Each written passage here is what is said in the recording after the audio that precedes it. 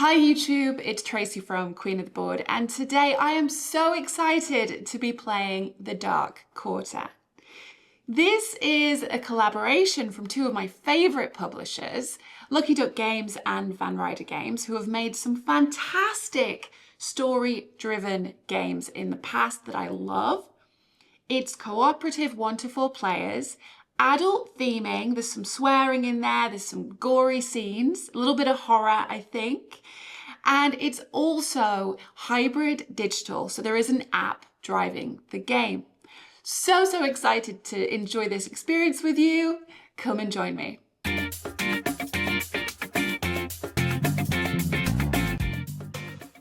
So I'm planning to play through the first scenario from the base game, which means there will be story spoilers. So please, if you don't want any spoilers at all, stop now and you can jump to my final thoughts right at the end.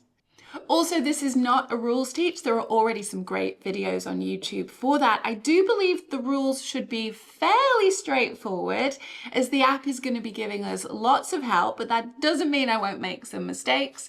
If I do, please let me know in the comments and turn on the Klingon captions. I'll update those later on. So I'm pretty much all set up. I have my location board here for New Orleans.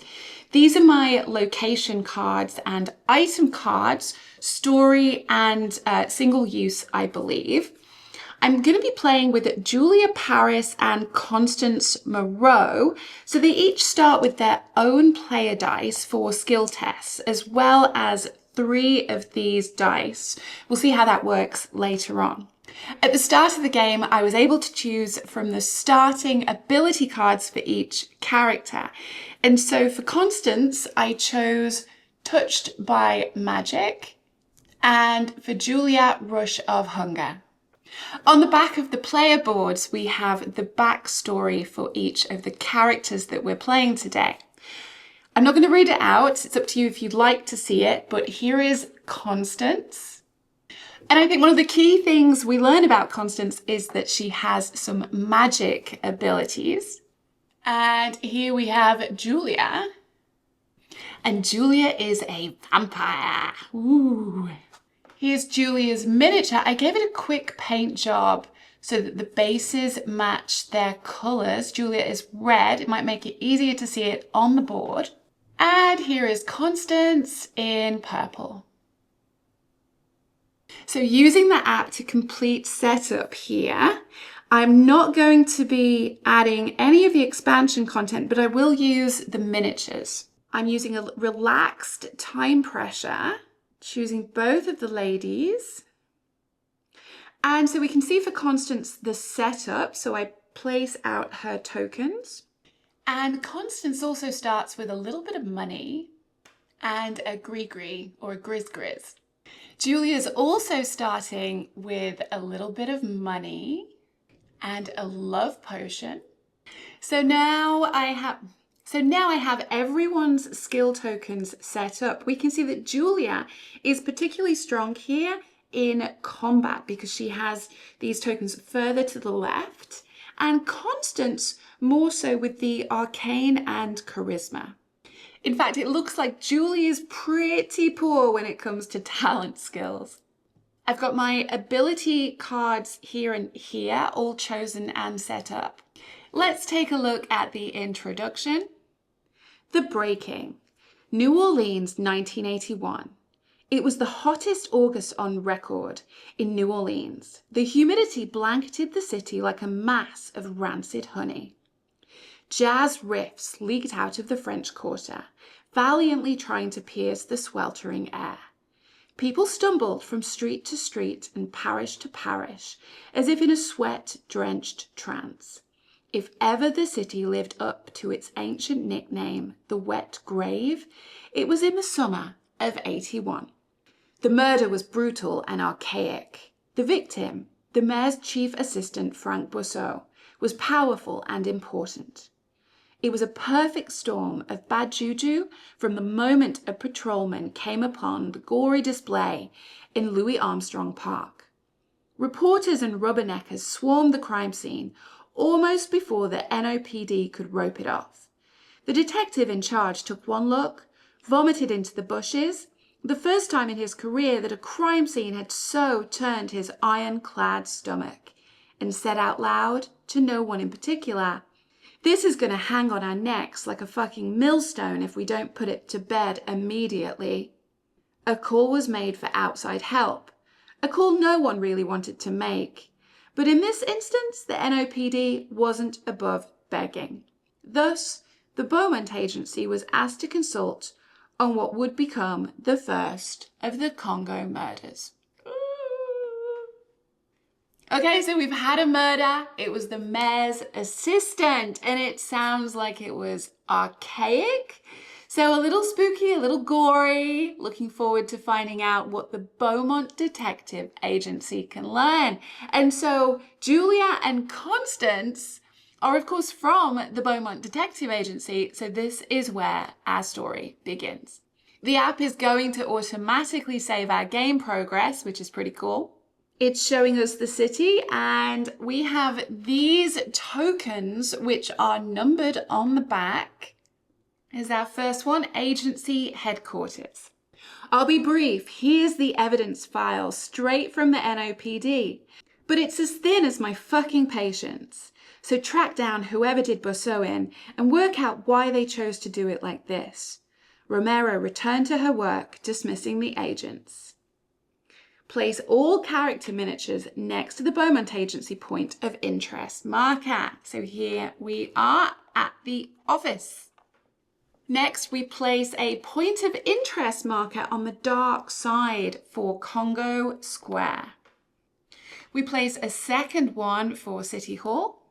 2 years earlier, a brutal murder with striking similarities to Busseau's killing had occurred at the home of an NOPD homicide detective, Maria Robichaud. Wife of decorated officer John Robichaud, was found strapped to a wooden cartwheel, her limbs shattered. The case was never solved.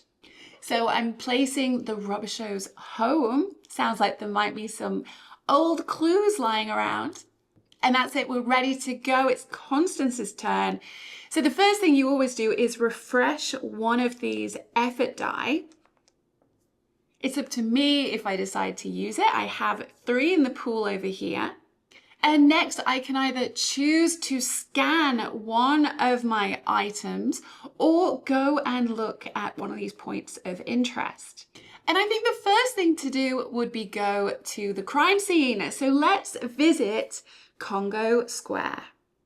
Clicking on the item, confirming that I want to go and visit the scene of the murder.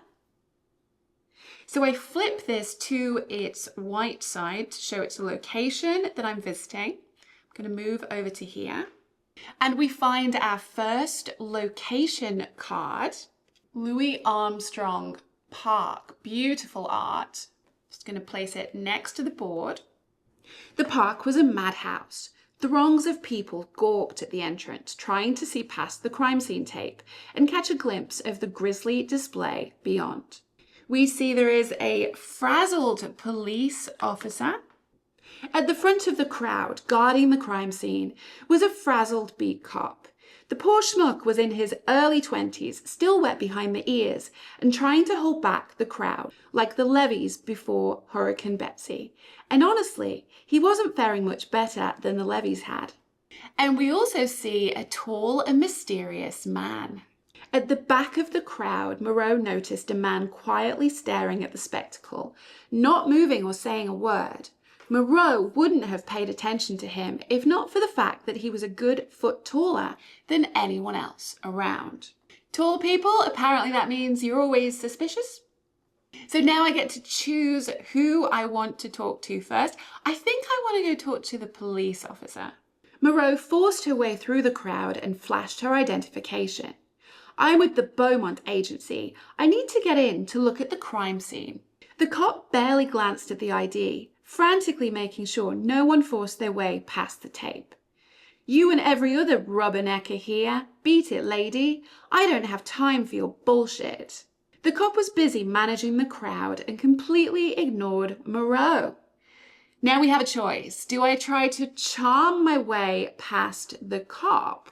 That's going to be a charisma test, or get past the cop with magic, an arcane test. Now, I'm actually a little better here at arcane, so I think, oh, it's tempting. Let's do our first magic test. So we click on this one, and I'm going to roll all 3 of the dice. So we find a 3, a 3, and a 2. Oh, that was a 2. So we've got 8 total. So I check my board and I can see that I have 2 of the skill tokens to the left of my score. So I get 2 successes. Letting the app know I got 2, confirming a few whispered words, and the cop's demeanor flipped. Going in, ma'am. My apologies for not letting you in sooner. I'm not sure what I was thinking. Worked like a charm, literally. Oh, I wish I could do this in real life. Wouldn't that be amazing? And I actually also get to improve my skill for the arcane already. So this one, the rule is you have to move the one furthest to the right first. So that means this one is going to move down to 10. On our way to success. So it's letting me know I should remove the police officer from the board. And now I have access to the murder site. So I find location 2, Louis Armstrong Park. With the gawking crowd held back at the entrance, it was quieter here, but not by much. Police swarmed over the grounds like ants, beat cops, plainclothes detectives, and forensic photographers. Now, the app is telling me to place out item number 7 here. However, this should be Detective LeBlanc, the man in charge of this circus. Now, if I take a little peek at number 7, I'm finding this lady here. Now, something tells me that she is not Detective LeBlanc. So I think potentially for this printing, the numbers actually aren't corresponding with the right pictures. And I actually used Detective LeBlanc over here. So I'm going to pull him across and do this right. There he is. And then I think for the detective agencies, I'm not sure which it should be. I'm just going to place a little one of my own cubes on the board. Not a problem, we can work around it. One detective in particular stood out. Apparently the king of this circus. He was almost certainly the lead detective on the case. So I'm also placing out a point of interest marker to show where the body is. At the center of the square lay Bosso's murdered body. And so that is the end of Constance's turn. We're moving over to Julia. So she is also going to be refreshing an effort die. And I think I'm going to have her visit the crime scene, taking a look at the victim. And it's asking me to place out location number 3, the body. Very gory. An old cartwheel, the kind that would have borne wagons across the plains hundreds of years ago, was in the exact center of the stage. Basso was on it, spread-eagled, his hands and feet lashed to the wheel with some kind of white, fibrous material. His eyes were open wide and his face was frozen in a rictus of agony. It wasn't difficult to see why. The man's arms and legs were bent and twisted like wet noodles. The bones had been pulverized to dust. He looked like a marionette at rest, his limp limbs just waiting for the jerk of a puppet master's hands to spring to life. There was blood everywhere. Julia smelled blood, and she felt a stirring in her throat. God damn it, not now, she thought. The past month had been particularly difficult for managing the hunger. She'd been upfront about her issues when she joined the agency. In fact, she was convinced her status as an ex-casket girl was why she'd been hired in the first place. But her employment was conditioned on managing her appetites. She refused to go back to the convent, and she loved the work. So this was the last thing she needed. She'd have to make another trip to the bank, the 3rd this week, if she was to keep her hunger under control. The blood bank was in a rundown strip mall. So we're placing out the blood bank for Julia. And she has her very own character markers just to show that special to her. Now, I do have the option to investigate the body, but she's a hungry vampire and there's blood everywhere. And I don't want to make a wrong choice here. I feel like the game is warning me that I need to go and have some dinner first. So I think I'm going to end my turn there. Back to Constance. So maybe Constance can take a peek at the body instead. Again, refreshing an effort die. Staying in Congo Square. Let's take a look at the victim. So we're testing here and we're going to be testing our green skill, which is talent. She's okay at this, but not great. I do have my extra dice. I'm going to use all 3. So we find a 2, and this is the first time that we've seen this symbol on the dice. And that's fantastic because it actually counts as a success. So I've got a score of 4. Checking against green, that's not enough for a success, but this one does give me a success. So we get to say that we got 1, confirm, that is correct. And I have 1 action to choose from with the victim.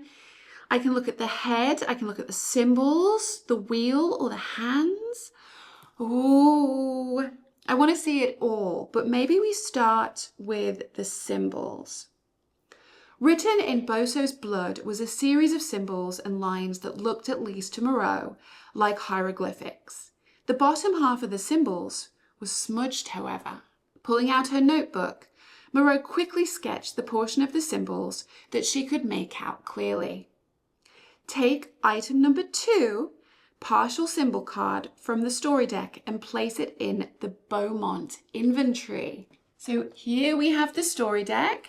Item number 2, story card partial symbols. Now, items in the Beaumont inventory are actually available to all players. So I'm going to place it here across the top and I gain an experience points. So I'm going to place this on my board. And so experience points can be used to purchase more ability cards. They have the cost at the top left.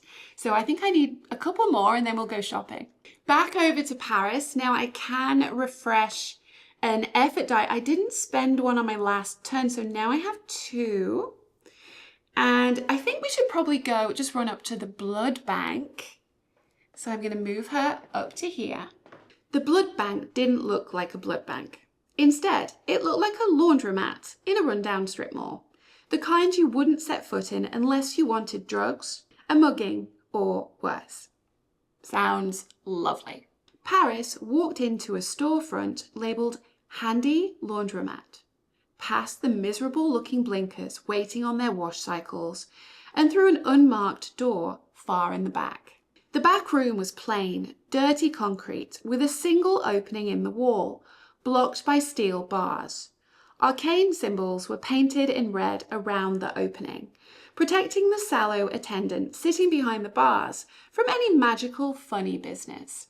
He looked up from the porn mag he was absent-mindedly flipping through. He seemed mildly surprised to see Paris. Back again, Julia? Rough week? He gave her a smug grin. I'm not in the mood, Archie. Just get me a pint bag and make it quick. Ah, no can do, milady, Archie replied with a shrug. It's been a slow week, and you've hit your quota. Archie flipped through the skin mag and pointedly ignored Paris. So now we have a choice to convince Archie, or to rip the bars off the window, or blast Archie to bits. Well, I mean, I'm kind of pent up and I need a drink. And my aggression is a pretty good score. So you know what? I think we should go for it. Should we go for it? Let's try a little bit. I'm going to roll all my dice. I want to do well here. I find 7 plus this one. Unfortunately, that is a 0. And I have 2 markers at 7 and below. So I get 2 success. Do I do it? Do I rip the bars off? Yeah. Paris shot her hand through the bars and grabbed Archie by the collar, pulling his greasy little face into them hard enough to break a tooth. Blood. Now. Archie squealed. I love it. I wasn't lying. The bank's completely dry. Shit. Let me go and I've got something that might help. Julia eased off reluctantly, but kept her grip on his collar. One of your sisters was in here the other week bragging that she'd kicked the habit for good. Esme, I think, was her name. Maybe she was full of shit, but maybe she's got a cure for the blood shakes. That's all I've got for you, I swear. Paris let him go. Gain an experience point. The oldest structure in New Orleans and home to the Casket Girls. The Ursuline Convent comes onto the map. Right down here. And again, this location is just for Paris. So I'm placing a red marker at the bottom. And we're removing the blood bank. That is the end of my turn. Back over to Constance. I do get to refresh an effort die. I'd like to carry on in Congo Square. So coming back over to here. I think there might be more to the body than we've seen so far. So let's take a peek. Go to the victim. And investigate the body. It's going to be a talent test. So let's roll and see what I find. We get a total of 8. So that gets me 2 success. The scene was horrifying. I have 2 actions. Well, I think I want to take a look at the head. Up close, Busso's face was even more horrifying. His eyes were scarlet from burst blood vessels, and Moreau could barely see his pupils. His mouth was open in an eternal, unending scream that Moreau could almost hear in her own head. Looking closer, she saw something lodged deep in Busso's throat. Kind of reminded me of the Silence of the Lambs right now a little bit with remember the was it chrysalis or pupa or something like that? Well, now I have to use my action to get this thing out of his mouth. It's another test, but now I'm only rolling the 2 dice. I've used up all my extras. We get a 6, so I get 1 success. Is it enough?